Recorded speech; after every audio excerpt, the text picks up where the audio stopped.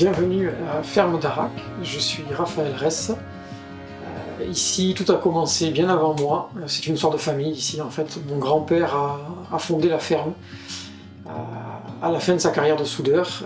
Il voulait se rapprocher du vivant et de la terre. Donc il a créé l'entreprise. Mon père a repris derrière lui. Il s'est installé au début de sa carrière, quoi.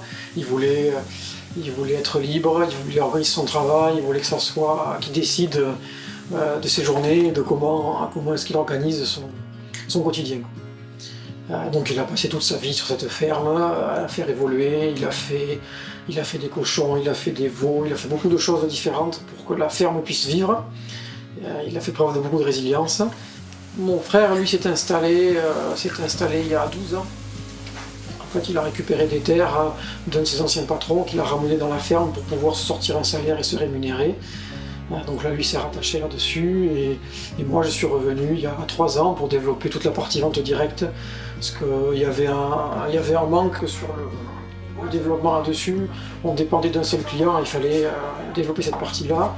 Et on avait aussi un besoin de se rapprocher des valeurs familiales et de l'entreprise qui avait été créée par nos parents et grands-parents.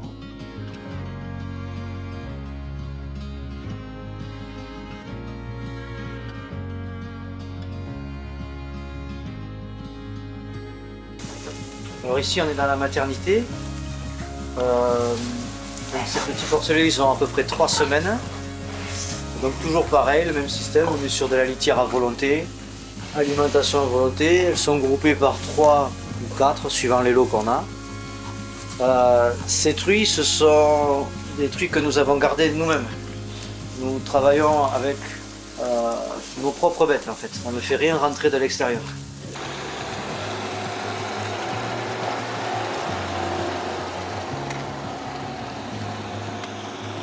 Donc, le soja, c'est une des cultures qui n'est pas hybridée, c'est-à-dire qu'on peut la ressemer autant qu'on veut. Donc cette récolte-là, j'en garde une partie, je la trie et je la ressème tous les ans. C'est quelque chose qui rentre tous les ans et qui s'adapte à notre terrain. Du coup, on n'est pas autonome de semencier. Bon, sur d'autres productions, oui, mais sur celle-là, on sait qu'on a la mer mise. Tous les ans, on ressème ce qu'on a récolté. Les valeurs qui nous ont été transmises sur l'autonomie, sur le bien-être, sur la qualité du travail, bien fait.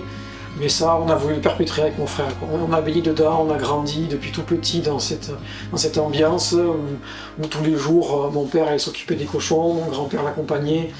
Et on a voulu perpétrer ça, quoi. On n'a pas voulu s'arrêter là. Et aujourd'hui, l'aventure continue. Aujourd'hui, on développe la vente directe. On veut transformer nous-mêmes, pousser l'autonomie jusqu'au bout. C'est-à-dire faire la culture, nourrir les cochons, les faire naître, les faire grandir, et après les transformer, les préparer pour que ce soit un produit fini pour nos clients. Et c'est l'objectif de notre ferme.